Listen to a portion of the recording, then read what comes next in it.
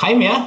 Jeg blev faktisk lidt glad her til aften, fordi jeg gik ned i vores postkasse, og der lå faktisk noget rigtig spændende nede i postkassen, som jeg glæder mig rigtig meget til at vise, hvad er for noget. Jeg kan lige tage det frem her. Et brev. Jeg har lige streget noget adresse og sådan noget ud, fordi at, jeg er ikke interesseret i, at det skal offentliggøres nogen som helst steder, og det er jeg heller ikke sikker på, at hende jeg har modtaget fra, hun vil. Men jeg kan fortælle dig et brev, der kommer fra Sjælland af, og det er en, der har været med i en påskekortkæde, som der så havde til opgave at skulle sende et fint påskekort, som hun selv har lavet til mig. Det er en dame, der hedder Connie, der har sendt det til mig. Og som man kan se her, så er det der pyntet i hvert fald rigtig pænt med nogle påskehar, det ligner nogle små ænder, der er uden på den. Rigtig søde små ting, der er her. Men lad os da se, hvad der er i den her, om jeg kan åbne lidt forsigtigt. Jeg har ikke en brevåbner, så det bliver så lidt på håndkraft. Den er jo tæppet godt sammen, den her. Jeg tror lige, jeg fjerner barken der lidt. Så må vi se, hvad hun har fundet på. Det er godt nok spændende. Det er jo rigtig spændende, hvad folk de laver af sådan nogle kreative ting af kort og sådan noget. Det er altid spændt på, når det er. Nu kan jeg godt se, at det her det bliver da nok sådan lidt. Her kan jeg måske lige få fat. Så er jeg spændt. Det er jeg godt nok meget spændt på. Så ej, hvor den fin. Den er godt nok fin. Jeg synes, der er noget mere her i. Ja. Der er et eller andet hernede i bunden. Her. Ja, det sidder der vist lige lidt fast her. Sådan der. Der er sådan en lille ting der. Ja, jeg lægger den til side. Ej, den er fin. Der er en lille QR-kode, jeg skal prøve at scanne.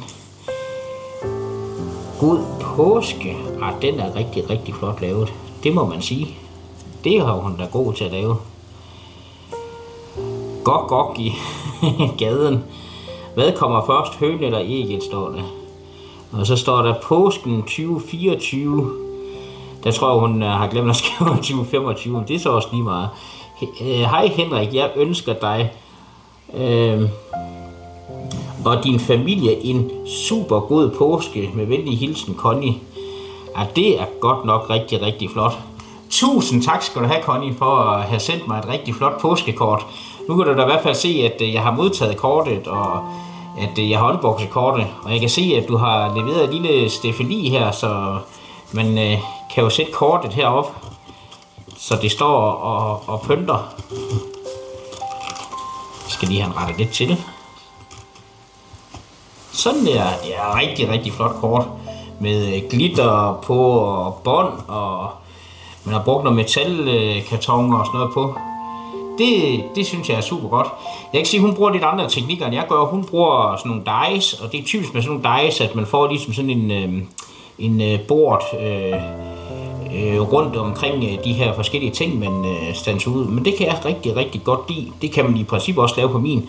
Og jeg kan godt sådan fornemme den her blødhed, der er omkring de der ting, der bliver standset ud på den her måde, som der er lidt svært at få på mine skærplotter derovre.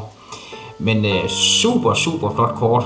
Så tusind tak for det, og tak fordi at I gad at se med på den her lille video, jeg lige havde lyst til at sende. Så jeg synes godt, I lige vil dele det med andre også, at det her det var bare super. Og det er en kanal, der hedder Mettes Kreativitet, og det er Mette, der har sat gang i den her påskekortkæde, hvor man kunne tilmelde sig den her påskekortkæde, og så laver hun en tilfældig liste, og så dem, der ligger før mig på listen, de skal sende til mig, og dem, der ligger efter mig på listen, dem skal jeg så sende et kort til. Og på den måde, så får man sådan en påskekortkæde.